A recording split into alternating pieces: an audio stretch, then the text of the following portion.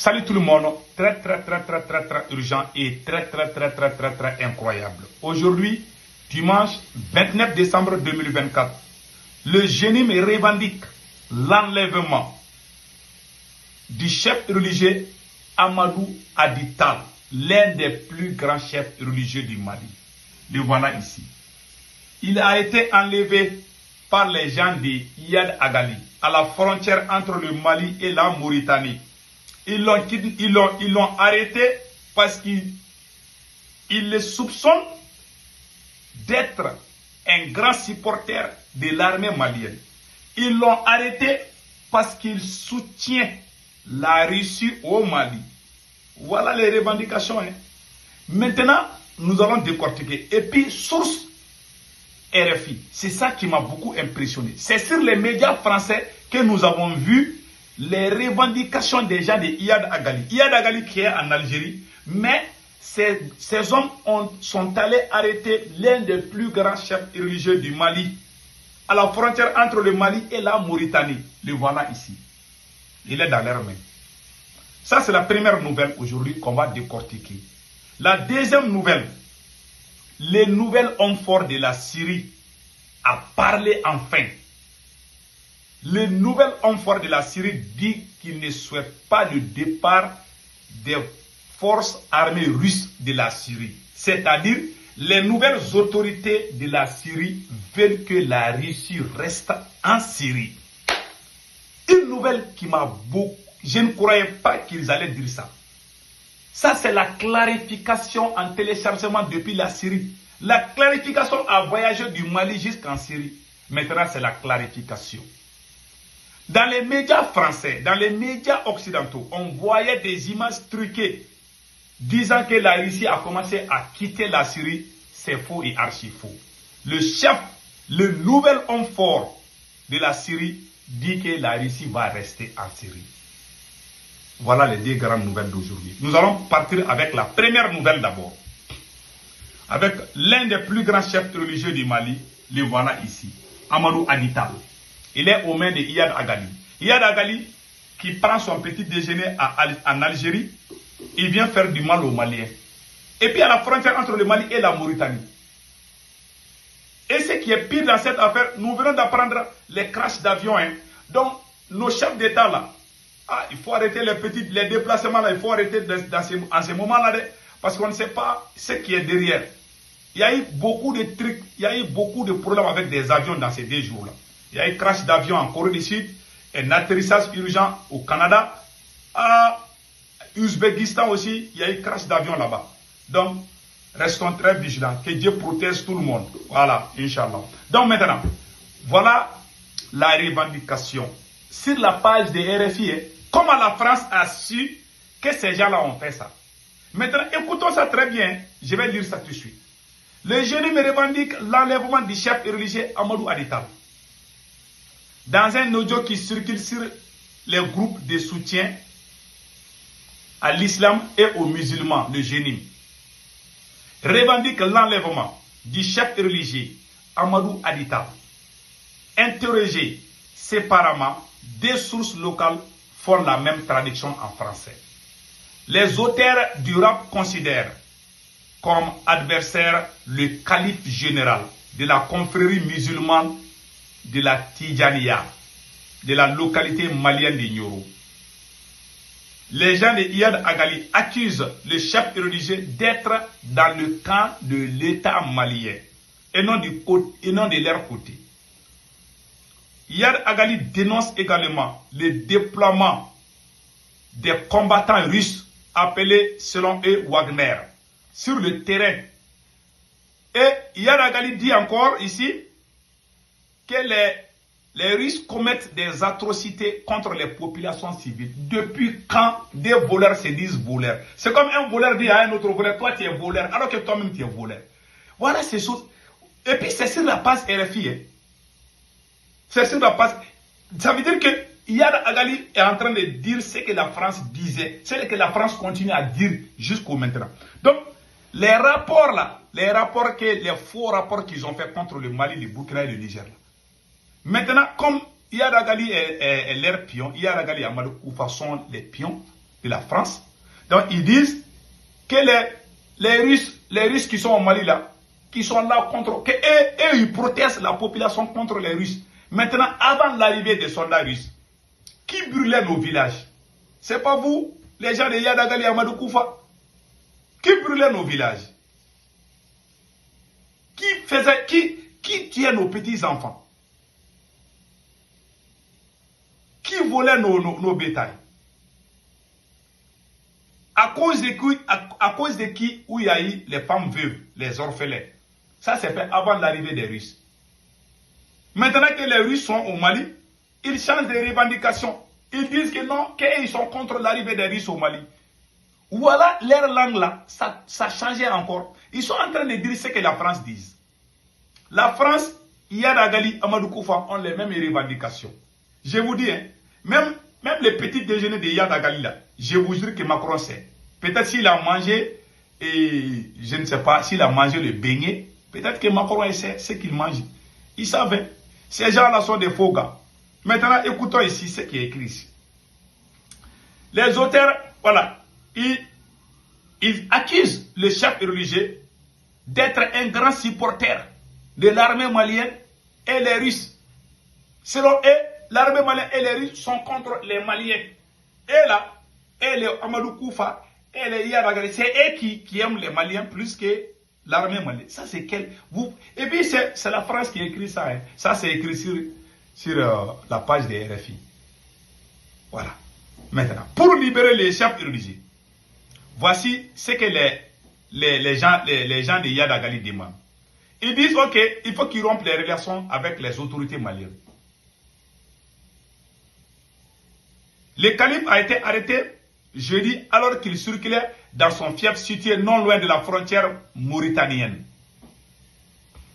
L'homme a toujours prôné la paix, la non-violence et la pratique d'un islam modéré. Sa confrérie religieuse est très implantée en Afrique de l'Ouest. Source RFI. Vous avez vu ce que la France vient de faire au Mali? Tout le monde a entendu ce qui s'est passé. Voilà. Donc, la France dit que c'est l'armée malienne et les Russes qui commettent des exactions. Maintenant, Yadagali aussi vient dire la même chose. Hein. Quelle est la différence?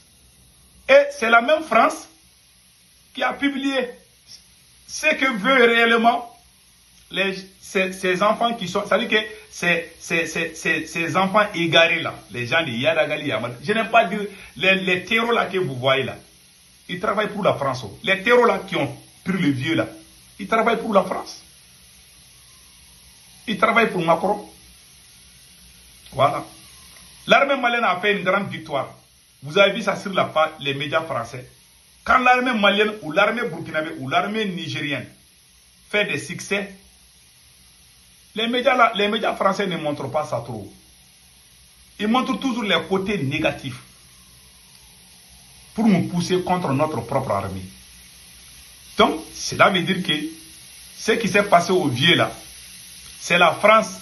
Il est aux mains de la France. Hein. Ce vieux là, il est aux mains de la France et l'Algérie. Ce qui se passe, cette conspiration là, il y a la France et l'Algérie. Parce que tout le monde sait, même les enfants savent que Yadagali est logé en Algérie. Ces gens qu'on a voté à Tenzamatin tout récemment, les restes là ont fui pour aller en Algérie. Ils quittent l'Algérie, ils viennent faire du mal et puis ils rentrent en Algérie. Nous, on n'ose pas aller là-bas. Hein. Même si on s'approche de la frontière algérienne, l'Algérie va se fâcher. Si l'Algérie veut là, tous ces problèmes-là, ça va finir en 2 heures de temps. Je n'ai rien contre le peuple algérien, mais les dirigeants algériens ont une politique très sale contre nous. Tous ces gens-là, ils sont là-bas logés et nourris en Algérie. Et ça n'a pas commencé aujourd'hui. Ça a commencé il y a plus de 15 ans, 20 ans. Et que Dieu protège. Donc maintenant, allons-y au deuxième sujet. Ah, mes frères, le monde part en couille. Hein. On vient d'apprendre une nouvelle qui impressionne beaucoup. Voilà. Voilà les nouvelles autorités. Les nouvelles autorités de la Syrie ne veulent pas que les soldats russes quittent la Syrie au détriment des relations entre les deux pays, dit le chef des nouvelles autorités syriennes. Ils ne veulent pas que les Russes quittent. C'est officiel. Allez-y sur le Roi Cham Today, Arte, vous allez voir ça là-bas. Il y a beaucoup de pages africaines qui ont publié ça. J'ai vu ça sur plusieurs médias. Actualité géopolitique, et d'autres géopolitique 221. Il y a beaucoup de médias qui montrent ça. Donc, Damas et Moscou sont liés par les intérêts stratégiques, a ajouté Ahmed Al-Shara. Le nouvel homme fort de la Syrie dit que les soldats russes là ne vont pas quitter la Syrie. C'est ça qu'il vient de dire. Nous ne voulons pas que la Russie porte d'une manière qui ne voit pas cohérence avec ses relations avec la Syrie, a-t-il indiqué dans une interview accordée à la chaîne de télévision Al Arabiya.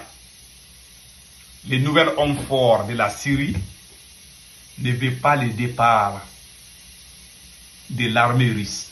Les images qui vous ont montré là, à France 24 ou quoi là, c'est des montages. Moi-même, je pensais que la Russie même a fini de quitter la Syrie. Les soldats russes sont toujours en Syrie. Les soldats russes sont en Syrie. C'est le nouvel homme fort de la Syrie qui vient de le dire. Il y a les pressions occidentales sur le monsieur pour qu'il se débarrasse de la Russie. Il dit non. Il dit non. Il dit que les Russes là, les soldats russes vont rester là-bas. Ces gens-là, si jamais tu te confies à eux là, tu es fini. Ils vont te manger. C'est des vampires, surtout la France. Oh, tu confies ta sécurité à la France. Alors que tu l'as fait du mal avant. Non, ils ne vont pas te pardonner. Surtout lui, il sait le mal qu'il a fait avant. Les Occidentaux ne vont jamais lui pardonner. Il sait ça. Ils sont en train de lui dire, oui, il faut chasser. Quand il va finir de chasser les militaires russes là, Wallah, ces mêmes Occidentaux, ils vont l'empoisonner, ils vont jamais les laisser au pouvoir en Syrie. Il sait ça.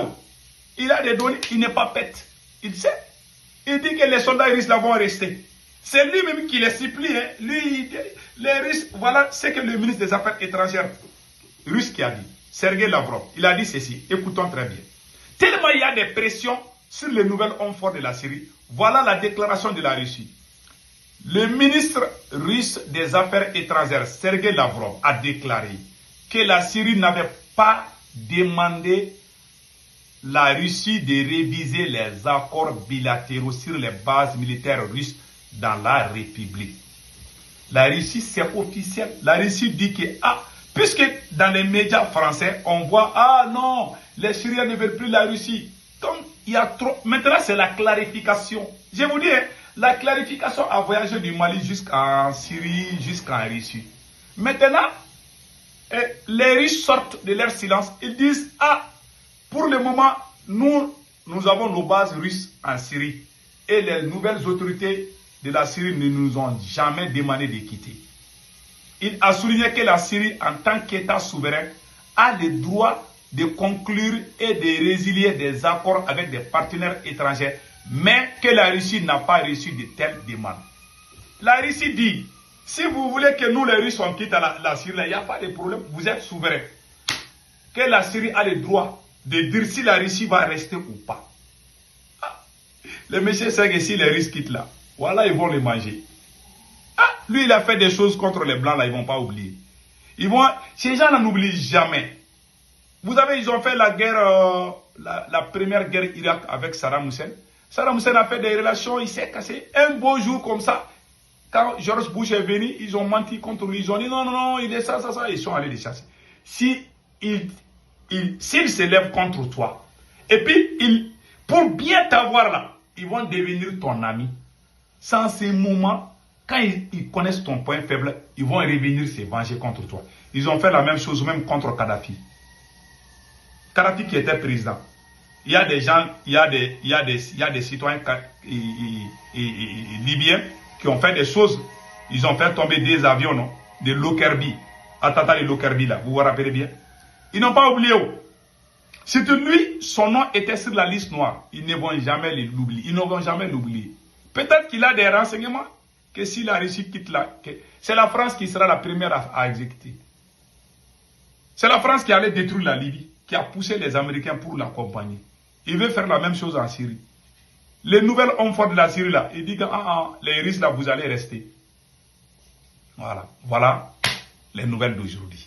Donc, restons vigilants. Et il y a quelque chose qui se passe là, qui m'inquiète beaucoup. J'ai lu ça sur une page Nabi Halal, quelque chose comme ça. J'ai lu ça, je vais vous montrer. Qu'est-ce qui se passe-t-il dans le monde?